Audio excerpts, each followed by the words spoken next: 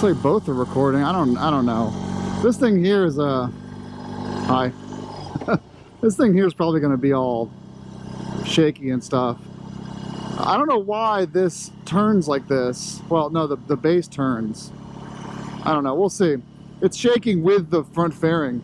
Talk for 30 seconds about a GoPro mount. We're on the R18, obviously. I actually haven't ridden this thing in 2 weeks. Since I got back from Maine, I haven't ridden it.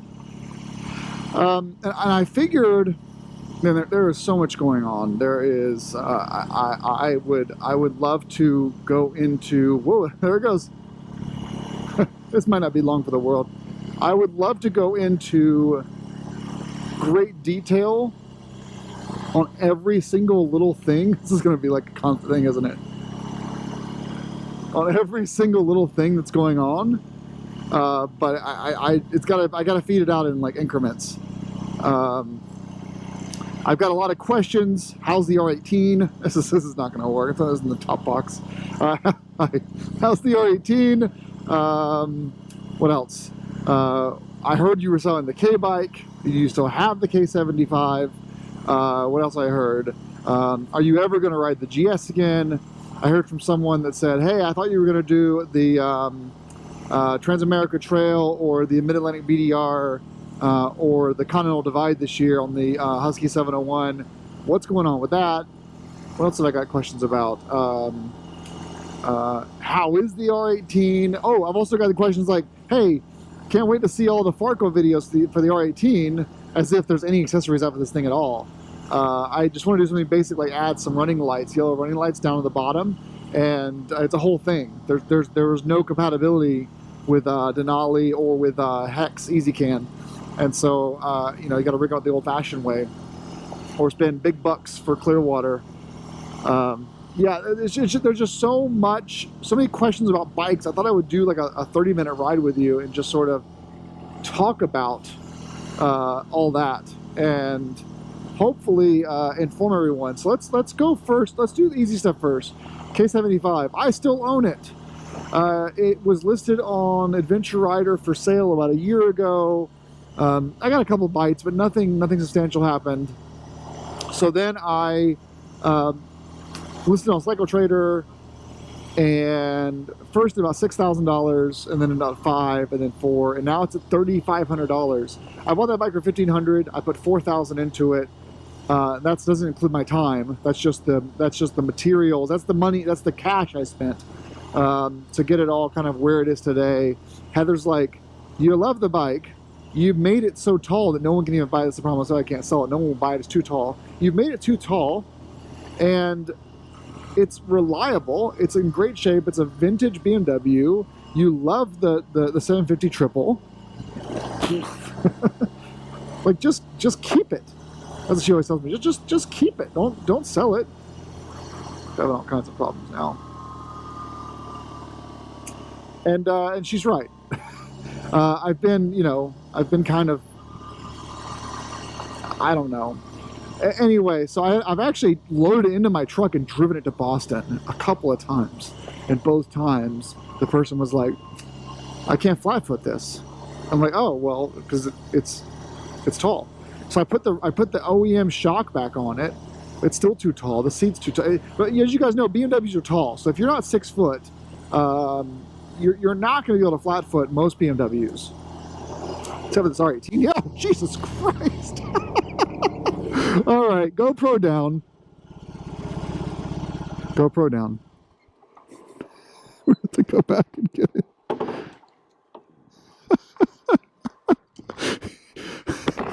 I knew that was going to happen eventually.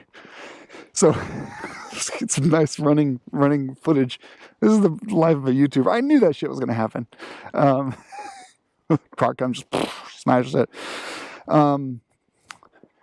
Everyone's too tall for it. So I got to basically buy a non-modified OEM seat for it. $75 on eBay. It just feels like a lot of work to get rid of it. And then, I have one guy, and, bless his soul, nice guy. But, he spent like an hour going over it, asking all these questions about it, like, just leak oil, You know, is there any seeping from the brake rotors? Measuring the thickness of the rotors, measuring the thickness of the pads, like with a caliper.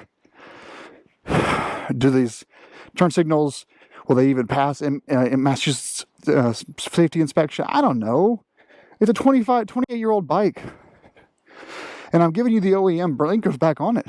So, like, you know, it's one of my favorite stand-up comedy things. Well, not favorite, but one of my most memorable stand-up comedy things, which was slow down. He goes to a yard sale, and he's like, says to the guy, you know, he has to send a fax, and he goes to a yard sale, and he talks to the guy. And the guy's got a fax machine. Sorry, it's the other way around. He was selling a fax machine. It's like, guy walks up, dressed pretty well, says, "Oh, great, I'm glad you have a fax machine. I need one to send some papers to someone, and this will be cheaper than going to the store and paying by the sheet." And so, it was listed for $1, and and the guy is like fussing over this fax machine purchase for like an hour, when all he said initially was like, I just want to save some money on mailing. Like, once I go to a Kinko's and pay for 25 pages of fax, I would have paid for this machine. This is a pretty good deal. And then, you know, over there talking to himself, saying, I do need a fax machine, but do I want this fax machine? Goes on and on and on. Finally says to the guy, you know, I think $1 is too much. You take 50 cents. And his response to this consumer was, it's $1. You've already said you're going to pay for it the first time you use it. Do this. Give me $1 and I'll throw it into traffic for you. And that's what I feel like saying to some people that go to buy the motorcycles. And like, it's a $3,000 bike at this point. It's got 6,000 into it. It's in perfect shape. I'm not trying to screw you over here. It doesn't leak oil. The final drive splines are perfect. I'll give you the phone numbers of the 2 previous owners. Like, yeah, you can call them up and ask them, you know, yourself what the maintenance was like. Or you can just give me $3,000. I'll throw into traffic. I'll throw the bike into traffic for you. I know it's just, I get so frustrated with all the, and it's not to take it personally. I take it personally because, like, there are a lot of shitheads out there selling, you know, bikes that are in terrible condition, not being maintained at all. And, you know, guys got to be careful. They got to ask certain questions. I totally understand it. But I'm asking these questions, I get defensive because, like, of course the oil was changed last week. Why wouldn't it be? Well, can I pull a turkey baster in there and pull a sample and make sure it's clean? Yeah, but I'm telling you, I changed the oil 2 days ago. Yeah, but do you put it at the right level? I'm like, yeah, here's the sight glass. Here's the very top. That's a pretty cloudy sight glass. You sure that's fresh oil? Like, yes, I promise you, I changed it 2 effing days ago. Well, I don't know. That's a pretty dirty sight glass. Like, God damn it. Do you want the bike or not? I'm going to throw it into traffic. Give me the money. It's just frustrating because you guys know me. I'm meticulous. I take care of my stuff to a fault. And anyway, so K75, I still have it. It's still for sale. If you want it, I'll even deliver it to you. I'll deliver it to you. I'll drop it off. I'll bring you all the parts for it. It has the nice OEM boxes. It's in perfect mechanical shape. I would say you might want to have the injectors cleaned in the next few years, have an injector shop clean those out. You might want to change the PCV valve in a couple years. You might want the brake fluid flushed in a year, but like, it's ready to ride. You can ride it all summer right now. And that's the frustrating part about it. So the K75 is for sale because I don't have room for it. So it's actually stored off site again. It's someone else's house. I can't even see it. I haven't ridden it yet this year. So I charged the battery up, pulled the battery cable, and put some stabilizer in the fuel tank. It's going to sit there until someone buys it. Well, and if it's a year from now, I'll change the oil before I sell it to them. But I can't think about that right now. Still good. The Husky 701, shoulder injuries. I've been working out 3 days a week at the gym, doing a lot of like very low weight, high repetition, all kinds of shoulder work, physical therapy every couple of weeks, a lot of stretching with rubber bands and flexi blade things, loads of stretching. but I knew back in May I wasn't able to take a long distance trip. Yes, I did Michigan, but that was on the GS, doesn't really count. I wanted to do a harder trip on the 701. Didn't do that. Harry and I were going to do Continental Divide. We were going to drive our 690 and 701 to Arizona and ride those bikes north to Calgary. Heather was going to take her friend and basically be our support truck and drive up there, and kind of every couple of days we'll meet it back up with her. But you know, she would be driving up, and then after we got to Calgary, she would fly back home, and we would load the bikes up and drive home. But you know, when we looked at the actual, like, all of the, oh, this guy go around me. When we looked at all of the costs associated with it and the complications, the complications currently of getting into Canada is a pain in the butt. It's just a lot of work. We had rising hotels. You know, hotels were going through the roof. Motels were going through the roof. Gas, even though my truck gets 28 miles to the gallon, even with 2 bikes on the highway, it was still going to be like $6.50, $7 a gallon at some spots to fill it up the tank. And so we looked at like what was going to be about a $2,000–3,000 trip, and also Heather's camping and stuff. It became like a $6,000 trip. And then I'm not going to be a mean here, and then Heather's best friend got knocked up on purpose, but still, it basically ruined the entire chances of that trip even happening, because hey, we're on this great trip, and then she got pregnant, and then she's going to be like 7 months pregnant driving across country, and didn't want to do it. And you know, I got to defend Heather for a second. You know, Heather wanted to do this trip because she wanted to do the trip with her best friend, knowing that she would eventually get pregnant, because she just got married last year, and wanted to beat the clock on her getting pregnant. And well, as soon as we started getting the planning underway, girl got pregnant. So Heather would have to drive solo. Anyway, everything adding up, and my shoulder, I might get surgery this fall. Everything added up, it just became. The 701 has been great for a couple of trail rides. You've seen a few of those, but it is not being ridden much, because the kind of riding I want to do on the 701 requires me to have confidence in my shoulder. All of my friends are either recently married, recently pregnant, or recently single, and I think not shitting on my friends here, but I think I was convinced that when friends get married, it's like the worst thing ever, because they just suddenly, they're no longer available. I think it's actually worse when my friends get single, because when they get single, like, they're trying to immediately trying to date again and meet a woman and I guess get remarried. I don't really know what the motivations are. I haven't gotten too deep into it, but they are on a collision course to getting someone back in their house. And it has been kind of hard to get recently divorced guys to do things with me. I have 2 recently divorced friends, and it is harder than my married friends. So it is what it is. Life comes first. So 701, doing fine. I bought all this stuff for the Continental Divide ride. I got Moto Z tires, brand new heavy duty tubes, oil change kit, new chain. All this stuff is going to go on the bike before that trip, but I'm not going to put that stuff on until I actually am ready to, because that trip is not happening. GS, R1200 GS. Got some great news. It was paid off a few months ago, as was the 701. Both those bikes are paid off, free and clear now. I own them. And so I've been riding the GS around. I rode the GS all the way to Michigan. I rode it south to Cape Cod for my friend Ben's wedding. Just kind of been putzing around with that thing, going to a couple of events here and there.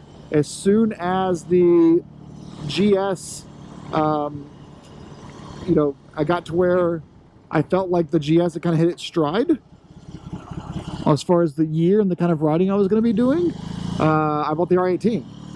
And so now the GS has turned into this, what do I do with it bike?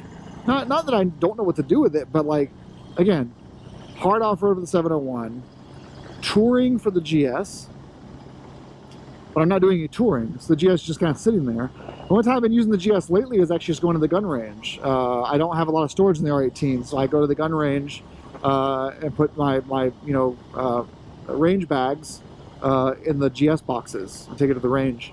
I've done some grocery store runs with it, you know, stuff like that, but I don't have any trips planned on the GS. So I told Matt that I want to go camping with him in a few weeks, and when he sets a date, that'll be a GS weekend with Heather. Heather's F750 GS is doing fantastic.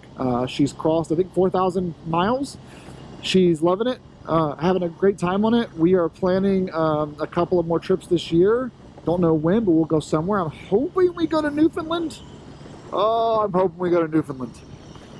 We'll see. Then there is the R18. Wow, 1,700 miles in this beautiful beast. I've enjoyed riding it. I rode it a lot around town to a few BMW events, and then I took it to and from Maine, did the 1,500 mile review while I was on that trip. Published also my newsletter on revue.adamchandler.me, review.adamchandler.me. And then I stopped riding it because after Maine, I had this crisis. I don't want to put more miles on it because I was thinking about returning it. I have a long email chain with a couple of different dealers where I say, I see that you have a Transcontinental. I have a low mile bagger. What would you give me on a trade? I had not even paid the first month's 0% interest loan to BMW yet. And yeah, it's embarrassing that I had that issue, but Heather talked me out of the Transcontinental. It's not her fault, but she was right. You have the GS, you don't need all that storage, you don't need winglets, you don't need the engine bars, you don't need the extra winglets down here, you don't need the auxiliary lights or the longer windscreen or the top box. You don't need all that. Yeah, but any overnighter with the R18 is out. I can't camp off the R18. But Adam, you have a GS. I effing know that. But I want to camp off the R18 too. I want to be able to go to like bike week, and I want to do a cross-country trip on this thing, and I want to be able to keep more than like 3 shirts. So the numbers did not work out on a trade-in. Here's the thing. This bike was $20,500. For $22,500 or $2,000 more, I could have gotten a $500 taller screen, a $600 taller seat, a $200 engine bar, $400 auxiliary lights, $1,000 little leg guard things, and a $1,000 top box. And I could have actually just taken all those things off and had a bagger. Because they're identical, everything's identical, even all the wiring, everything's identical. The auxiliary lights are already, the connector's already up there for the auxiliary lights that come on the Transcontinental. So, you know, Heather's like, I should have known just that you should have gotten the big one and then stripped it down. We shouldn't have gone the other way around because now you're sourcing all these parts. And guess what? I'm making a Transcontinental. Kind of. I own an aftermarket windscreen that's gigantic. It's not their biggest model, but it's freaking huge. I did order the engine bars, $200. I did order the $200 leg rests that go right here on top of the cylinder heads that require the engine bars. I am ordering some lights that are powerful. And I found a guy, I purchased it, I'm riding it, the Transcontinental seat, $650. It's their tall comfort seat with front and rear heat. There's a whole video of that coming soon. And I found a guy who wanted to make his TC into a bagger. And so I said, hey, what's up? You want to go through this journey with me and and have me buy your box from you? Because when I reached out to him, I had already ordered a rear seat backrest, or I guess people call them sissy bars, which I think is a completely stupid name. I don't know anyone who's a sissy. But anyway, and a luggage roll, because I had bought BMW's $200 soft rectangular luggage bag for the R18, but it requires some kind of a back support to hook into it. So I ordered from Road Styler out of Poland, I think, the seat backrest and the luggage mount for that bag to go on top of. I spent $600 all told for all 3 of those items.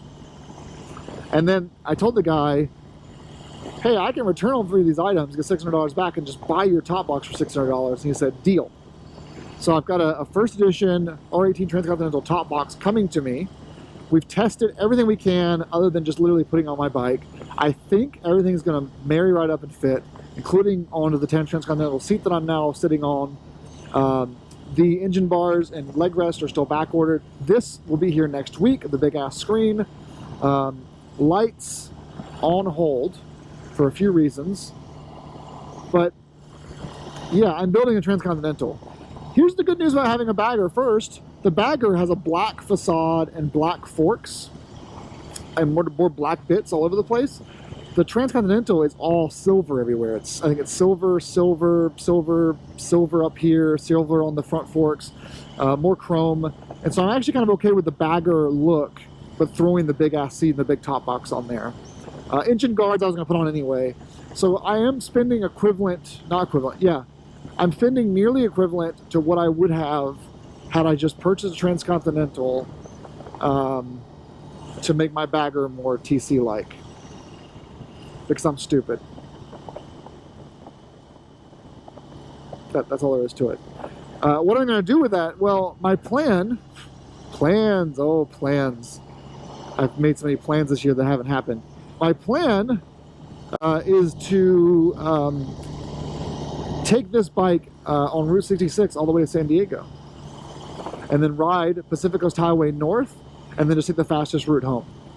And do that in end of September, first week of October. I'm back to being maxed out on my paid time off, and I'll be back to maxed out on my paid time off by October. And since I'm not, I had to watch out for these, I'll scrape hard parts. And since I'm not going with Harry to the Continental Divide, I'm just going to take this thing and ride across country on it, and do that American road trip on a cruiser, and make a video about it. So sorry to the guys at Manic ADV that made that beautiful rally tower for my 701. I'm not doing the CDR this year. I'll be doing the opposite of a rally tower series, and instead taking a cruiser across America. But that's what I'm going to do. I think that's the plan. Maybe I'll go straight through first to like Portland, then PCH south, then 66 home because of winter, wintertime weather in the upper northern states. But that's my plan for fall, is to do an R18 road trip. Doesn't that sound fun?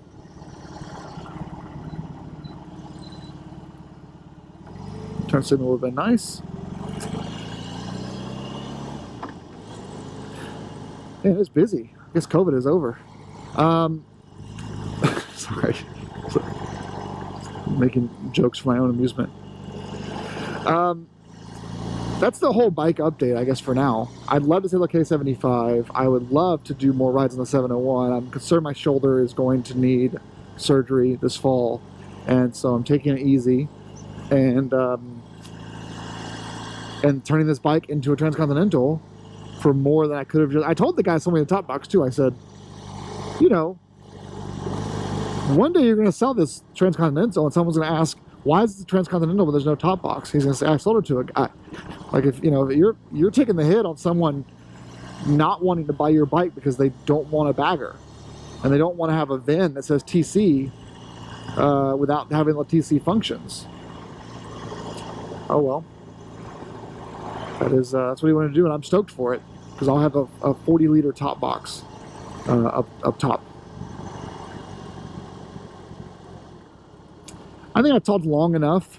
I wanted to talk a bit more about work, about upcoming travel. Like, I'm going to Anchorage, I'm going to Boston, I'm going to a private island in the Bahamas, my honeymoon. Bought a new rifle that I love, a Seiko S20, that I've just been digging. I finally got my New Hampshire Hunter safety course done, so I can go hunting this season for the first time since I moved here 12 years ago. And got this beautiful, gorgeous 24-inch barrel rifle that is just such a hoot. I've been firing a lot of it. It shoots 6.5 PRC, so it's like costing me $2 a round to go out shooting. But I need to get used to it before hunting season starts. I've always shot with 12 gauge and slugs, so for buckshot. Buckshot, but this is a different animal. Oh, shoot. Heather's car shopping. I want to talk more about that. I want to talk about work, all the stuff going on this summer. I want to tell you about house stuff and things we're planning on with the house and projects that are kicking off next year. I want to talk about all kinds of just fun, cool, interesting things that are going on in my life at the moment. There's no time. I think if things, I think the next video will probably be a job video. I'll talk more about kind of what's going on in my professional life and how things are evolving and what I'm working on. I'm proud of what I'm doing, and so I want to talk more about that. And then I want to talk more about all the upcoming non-motorcycle travel that's happening. So before I let you go, before this thing dies, Green Mountain Rally in Vermont, tickets are on sale now. They are $65 a person, $75 after August 1st. Come to Vermont, please. The same weekend, the MOA is hosting its Sugarbush Getaway in Warren, Vermont. Much more expensive, but different kind of vibe. You're sleeping in a hotel room versus sleeping on the ground. There is going to be a dual sport event in Northeast Kingdom the Vermont Club's putting on. There is Motorrad Fest MOA is doing with an RTP rodeo, which is the police version of the RT rodeo competition. They're also running a shitload of G310 GSs to take on this like enduro course that like anyone that goes can just hop on a 310. I think that's down in Tennessee. Tickets are on sale for the 50th anniversary rally next year in Virginia, Richmond, Virginia for the MOA, so that's happening. Tickets are on sale for Max BMW's Wheels in the Field in Chester, Vermont, so you should go to that. Man, I mean, there's just all kinds of stuff. So bmwmov.club is our website. bmwmoa.org is the national website. I'm still on both boards for now. And I'm just, you know, I'm having a blast with all that stuff going on. And I can't wait to see you at more events. I'm missing Lake Carmi tonight. It's tonight. But Heather had to fly to Texas last minute for a business trip. So she's in Houston until Monday. And so I'm stuck home with the dog. So I couldn't do a camping trip. It's okay. I've been doing a lot of camping recently. Oh, next week I'm at the Soggy Bottom Moto Fest in Matilda, Pennsylvania, put on by Kissel Motorsports. So I'll be down there with the GS. So I'll see you there, question mark. I know one of my fellow board members, Luis Powers, and MOA Ambassador, or BMW Ambassador Sean Thomas will be down there as well, doing some rider clinics. So maybe I'll see you down there. I'm going to the grocery store to get some food. And I'm going to start recording because I've talked too much. But as always, thank you for watching. This is a long update, but I appreciate you. This is kind of like a podcast in my head. Hopefully that GoPro is okay. Scrape some hard parts here. Nope. And it's Friday night. Have a great weekend. Tomorrow night I'm going down to a Third Eye Blind concert in Boston. I went to a lot of concerts this year, actually. I'll tell you that real quick. Tenacious D, Third Eye Blind, Taking Back Sunday, Dashboard Confessional, Get Up Kids, Thrice, Rage Against the Machine, and shit, what was the last one? Guster, and The Used. Those are all the concerts I'm going to this year. Some of them are 3-in-1 concerts, but a lot of concerts this year, so I'm so excited about that. COVID is over, since you haven't heard. All right, I'm gonna stop talking. There's just, as you guys can tell, there's just been so much. There's been so much going on, and I need to do more of these vlogs. I should do one a week the next 6 weeks to catch you up on stuff. And screw it, no one's gonna watch it anyway, but I need to do them anyway. All right, guys, take care, ride safe, have a great weekend, and I will talk to you soon. All right, guys, bye.